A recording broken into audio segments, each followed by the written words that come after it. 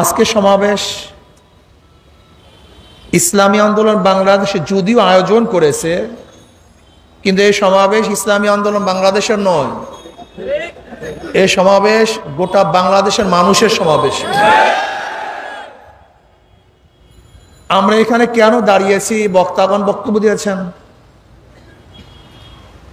আমাদের দেশের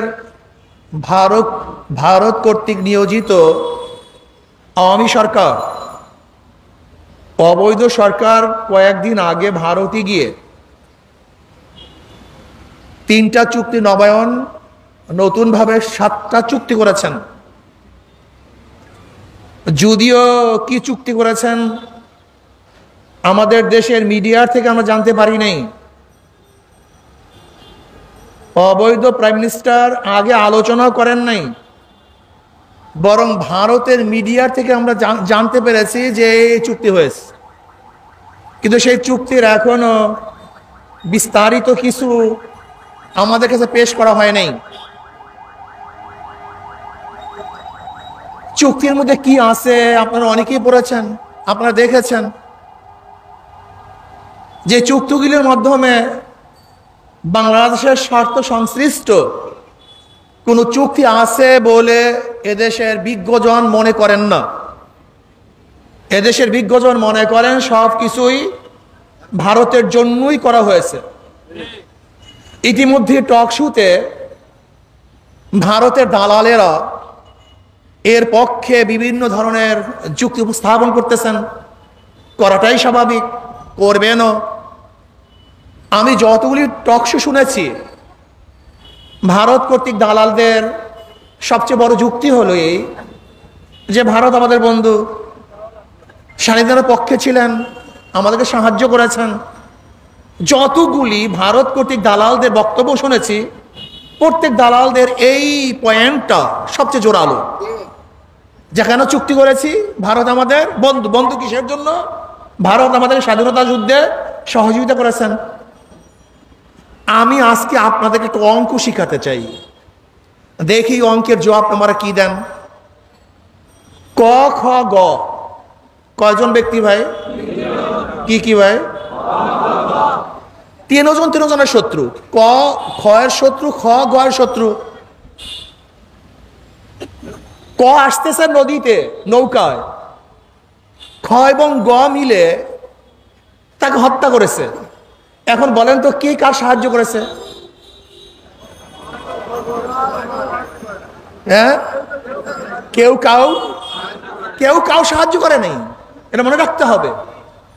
ক খ গ, ক খ গ 3 জনের শত্রু। আসতেছে কে? হত্যা করছে কারা? খ এবং গ। এখন খ এবং গ কি কার সহযোগী ছিল না উভয় কাজ সিদ্ধ করেছে? ভারত, পাকিস্তান, বাংলাদেশ। ভারত, পাকিস্তান, বাংলাদেশ। আপনাদেরকে প্রশ্ন করতে চাই, ভারত কি পাকিস্তানের বন্ধু না শত্রু? আচ্ছা বলেন তো, আমরা পাকিস্তানের বিরুদ্ধে আন্দোলন করেছিলাম, পাকিস্তান আমাদের বন্ধু না শত্রু? তো উভয়। এখন যুদ্ধ বাজছে কাদের সাথে? আমাদের সাথে, পাকিস্তানের সাথে। সেখানে যদি ভারত অংশগ্রহণ করে, আমাদের সহযোগী না তার স্বার্থ উদ্ধার করেছে? এটা প্রথম অঙ্কটা বুঝেন। ভারত আমাদের সাহায্য করার জন্য আসে নাই, বরং পাকিস্তানের শত্রু ভারত, ভারতের শত্রু পাকিস্তান। মাত্র 65-তে ভারতের বিরুদ্ধে পাকিস্তানের বিরুদ্ধে ভারতের বিশাল যুদ্ধ হয়ে গেছে। সে চায় পাকিস্তানের ভূখণ্ডটাকে গোটা দুনিয়ার থেকে তুলে দেওয়ার জন্য। এর জন্য বার মার্চ করেছে। আপনারা জানেন জওহরলাল নেহরু সাহেব তিনি স্পষ্ট বলেছেন, আমরা আবার অখণ্ড ভারত চাই। সেই বক্তৃতা এখনো আছে, আরএসএস তাদের বক্তৃতার মধ্যে আছে, আমরা অখণ্ড ভারত চাই। বিজেপির মন্ত্রীরা তাদের পেজ থেকে ঘোষণা দেয়, আমরা ভারত, পাকিস্তান, বাংলাদেশকে, নেপাল এবং ভুটানকে এক করে আমরা আবারও অখণ্ড ভারত গড়তে চাই।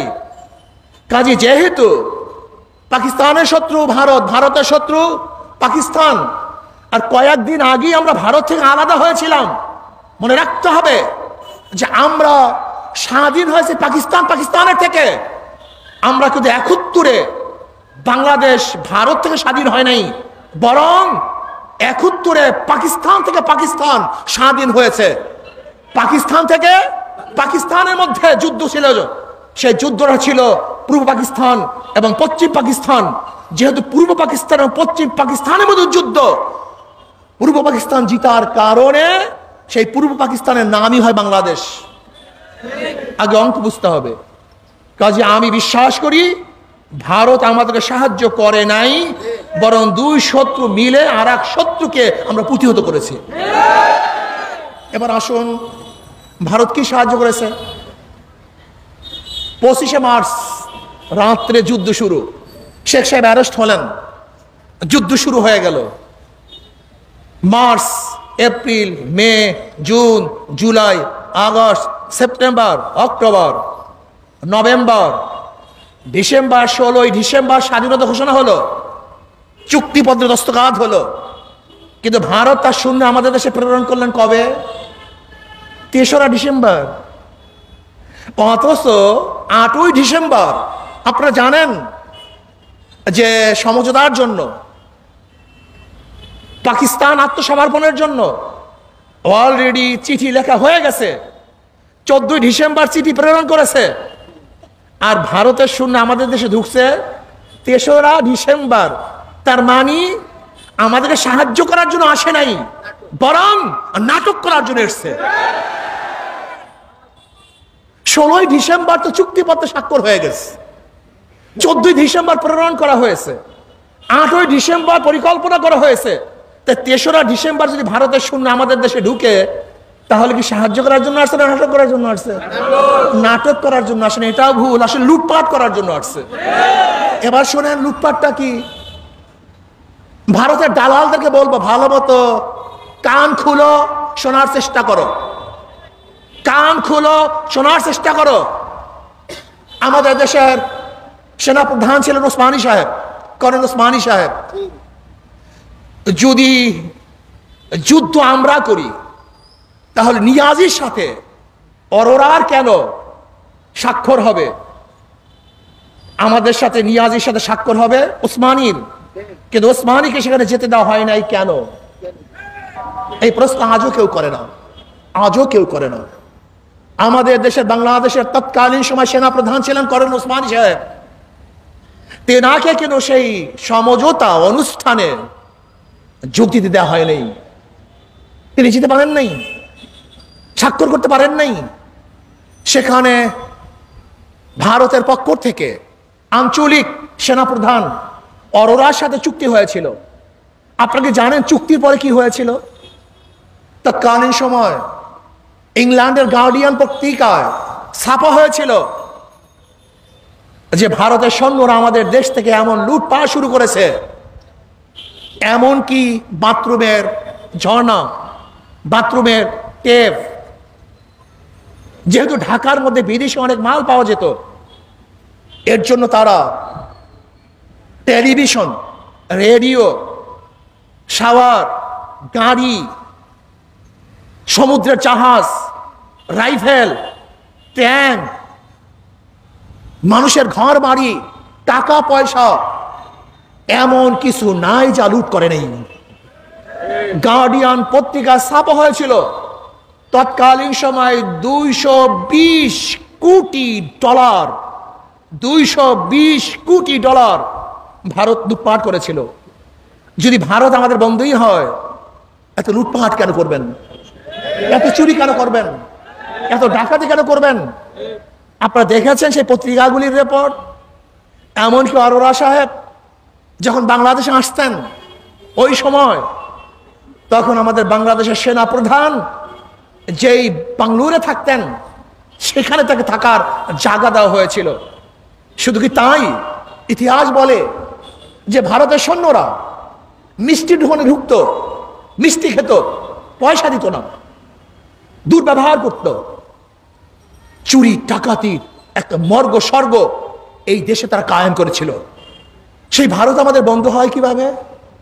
শুধু কি তাই, আপনারা কি জানেন ভারত তারপর থেকে আমাদের দেশের সাথে আজ পর্যন্ত ভালো কোনো ব্যবহার করতে পারে নাই।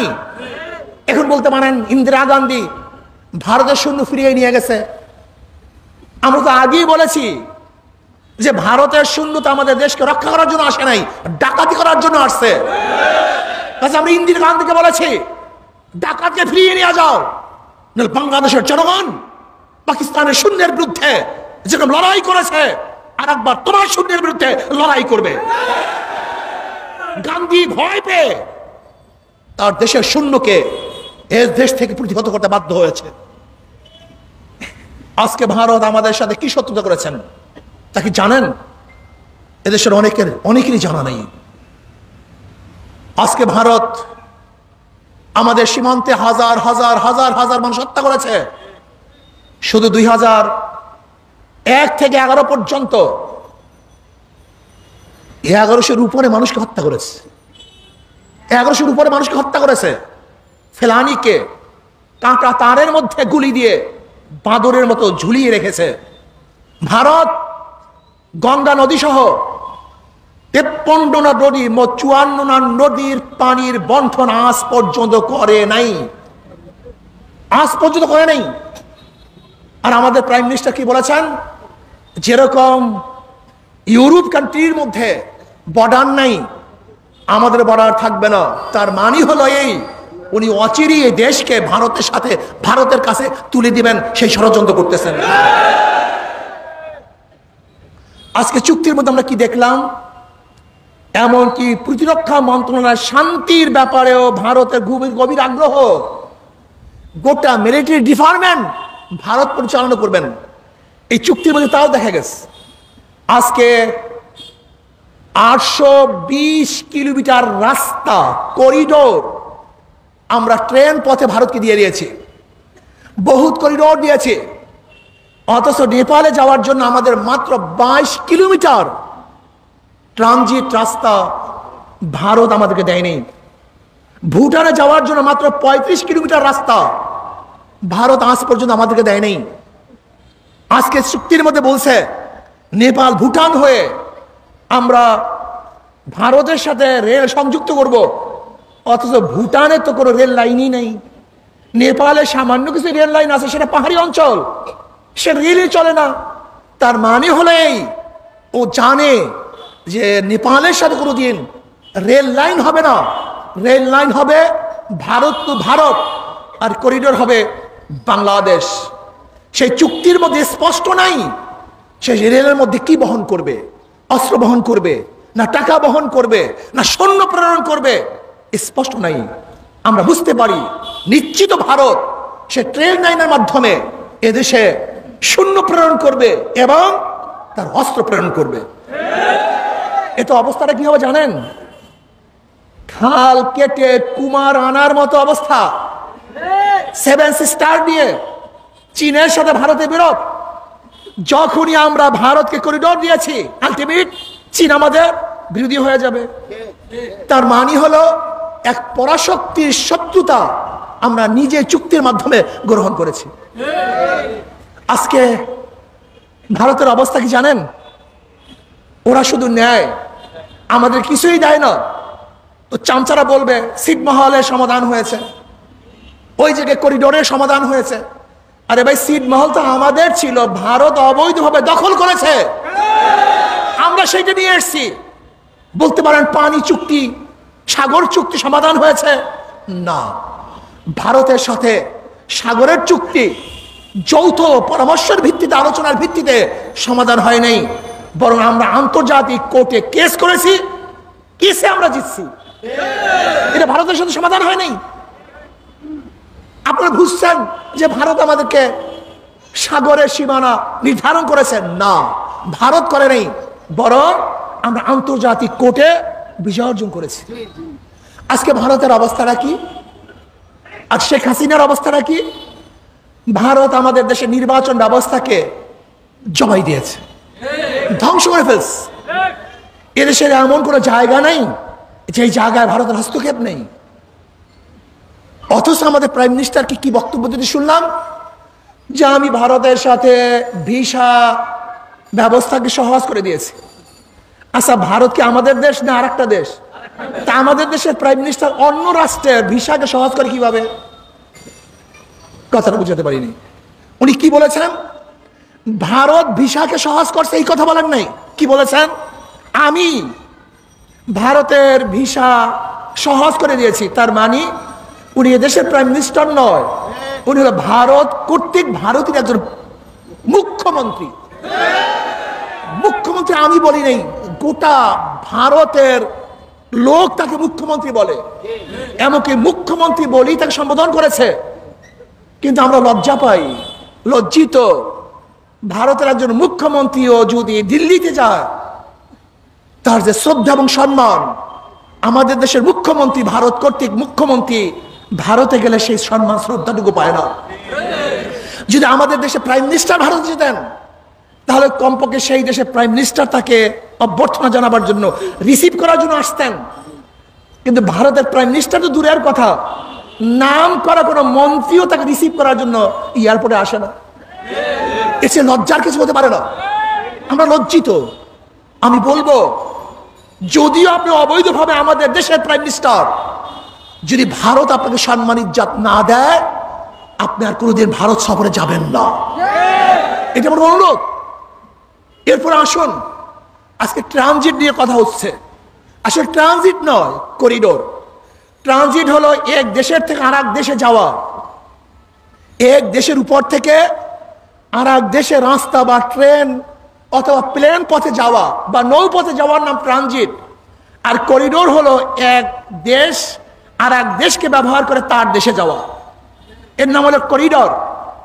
আজকে ভারতকে আমরা করিডোর দিয়েছি, ট্রানজিট দেই নেই। ভারত আমাদের জায়গা ব্যবহার করে তারা কোথায় যাবে? ভারতে যাবে। আমাদের জায়গা ব্যবহার করে মিয়ানমারে যাবে না, বরং তারা কোথায় যাবে? ভারতের, এর নাম করিডোর। যদি আমাদের জায়গা ব্যবহার করে তারা মিয়ানমারে যেত, সেটা হতো কি? ট্রানজিট। কাজে করিডোর তো দেওয়ার কোনো আইন আমাদের দেশে নেই। স্বার্থবিহীন আমরা করিডোর দেবে কেন? আজকে বর্তমান অবৈধ সরকারের কাছে বাংলাদেশের জনগণ জানতে চায়, পদ্মা সেতুতে কত আয়?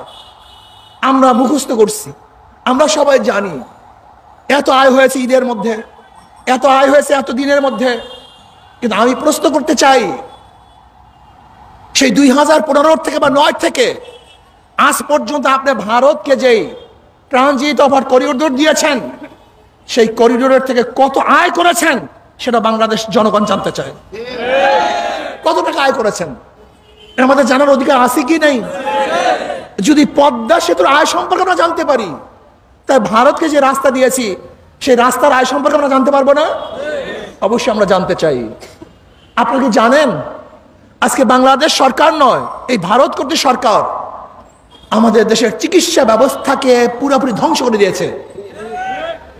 গত 2022 এবং 23 সনে বাংলাদেশ থেকে প্রায় 4.5 লক্ষ রোগী ভারতে চিকিৎসা করেছে।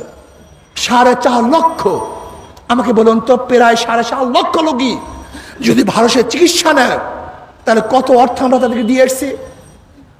আজকে বাণিজ্যিক চুক্তি, আমি প্রশ্ন করতে চাই, আমি জানতে চাই, এই বাণিজ্য চুক্তির মাধ্যমে আমাদের সিরাজ সাহেব এসে ইঙ্গিত দিয়েছেন যে 26 কোটি মার্কিন ডলার আয় হয়েছে, 26 বিলিয়ন মার্কিন ডলার যেখানে বিনিময় হয়েছে, তার মধ্যে ভারত পেয়েছে 24 মিলিয়ন ডলার আর আমরা পেয়েছি মাত্র 2 মিলিয়ন ডলার। পার্থক্যটা বুঝছেন? আমরা জানতে চাই, আপনি বাণিজ্যিক চুক্তির মাধ্যমে ভারতের লোক এদেশে চাকরি করতে পারবে, ভারতের কত ব্যক্তিরা আমাদের দেশে চাকরি করে এবং বাংলাদেশের কত ব্যক্তিরা ভারতে চাকরি করে, এটা আমাদের জানার বিষয় আছে কি নাই? আমাদের জানা মতে ভারতের প্রায় 10 লক্ষ লোক, 10 লক্ষ লোক আমাদের দেশে চাকরি করে। আজকে প্রাইম মিনিস্টার মংলা নৌবন্দরকে ভারতের জন্য ছেড়ে দিয়েছে, চিটাগাংয়ের নৌবন্দরকে ভারতের জন্য ছেড়ে দিয়েছে। কিভাবে ছাড়ছে জানেন? চুক্তিটা কি জানেন? যদি বাংলাদেশের কোনো জাহাজ মাল খালাস করে, ইতিমধ্যেই যদি কোনো ভারতের জাহাজ আসে, তাহলে আমাদের জাহাজ সেখান থেকে চলে যেতে হবে, ভারতের জাহাজকে ইন করতে দিতে হবে।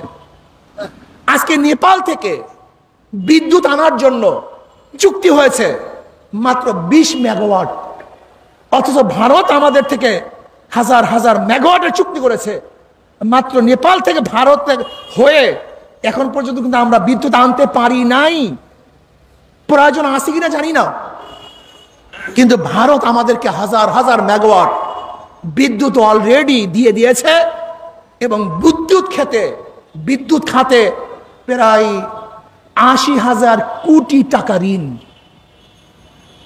কাজে যেই ভারত আমাদের বুকে গুলি চালায়, যেই ভারত বর্ষার সময় পানি ছেড়ে দিয়ে আমাদেরকে ডুবিয়ে মারার চক্রান্ত করে, যেই ভারত আমাদেরকে চারদিক থেকে ঘিরে রাখতে চায়, যেই ভারত রোহিঙ্গা শরণার্থীদের সমস্যা সমাধান না করে, সে আলোচনা না করে তার স্বার্থে চুক্তি করে, যেই ভারত আমাদের দেশের নির্বাচন ব্যবস্থাকে ধ্বংস করে ফেলেছে, যেই ভারত আমাদের স্বার্থের বাহিরে তার স্বার্থকে প্রাধান্য দেয়, যেই ভারত স্বাধীনতার পরে আমাদের দেশের হাজার হাজার কোটি কোটি টাকা লুট করেছে, সেই ভারত আমাদের বন্ধু হতে পারে না। সেই ভারতের সাথে যে অবৈধ চুক্তি করেছে সে আমাদের বন্ধু হতে পারে না।